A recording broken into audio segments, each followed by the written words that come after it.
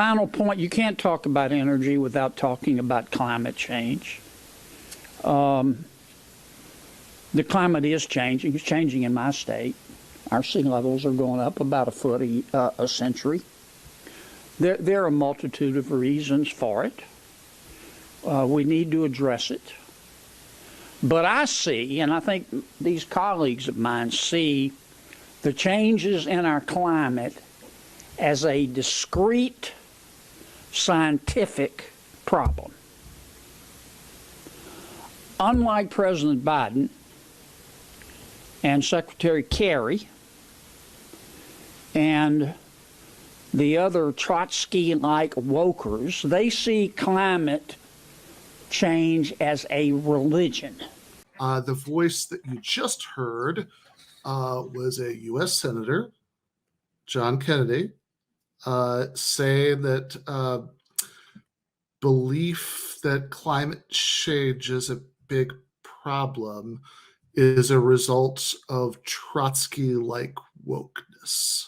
Yeah, I think didn't he say the Trotsky Wokesters, which is if we form a band, I think it should be Ben Burgis and the Trotsky Wokesters. I play instrument, I don't know, but yeah, I don't. I join.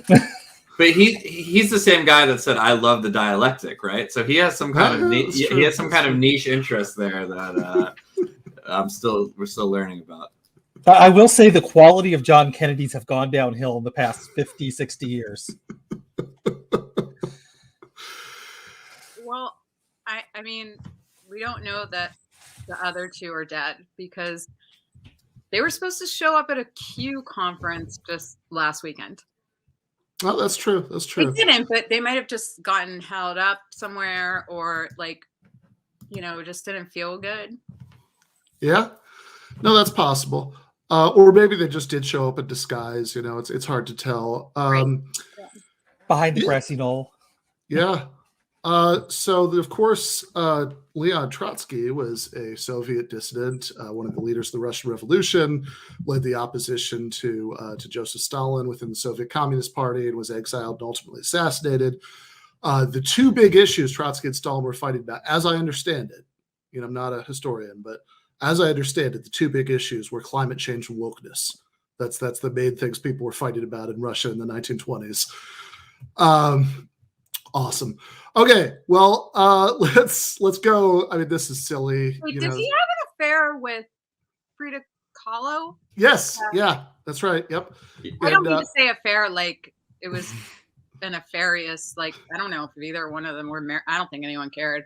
But it was a lusty relationship. Yeah, Frida Kahlo was married to Diego Rivera. She was cheating, but yeah, but I don't think they cared. Did they care? Yeah, I think it might have been open. They just didn't have the language. They didn't have the language for that yet. Yeah, they didn't have the language for that. Yeah. There actually is no word for open in Spanish.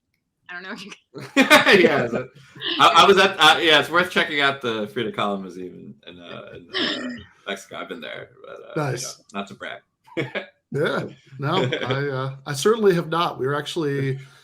I was in Mexico City in fall 2019 for a conference. We were going to go over to the Trotsky Museum, which is where he was living when he was assassinated. But I think traffic was really bad that day or something, or maybe we just decided that we'd prefer to go bar hop. Of all the stories I've heard of things that people didn't do in the fall of 2019. No. Yeah. I mean, a lot of good, sort of going around different places in Mexico City and drinking mezcal with Matt McManus, but that I did not do. I did not make it to the Trotsky Museum. So very sad. There's some fake news. Yeah, there's some debate going on in the chat about whether they do in fact have a word for open in Spanish. I accept both arguments in true Charlie Kirk fashion. Yeah. What? ¿Por qué no los dos?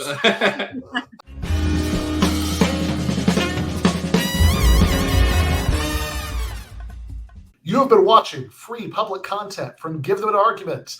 To access every single episode of the show, the main show on Monday nights, all of the streams, all of the debate breakdowns, all of the patron exclusive post games on Monday nights, all of the patron exclusive bonus episodes every week, and much, much more. Go to patreon.com/Ben Burgis. I cannot resist ending this with, don't be foolish.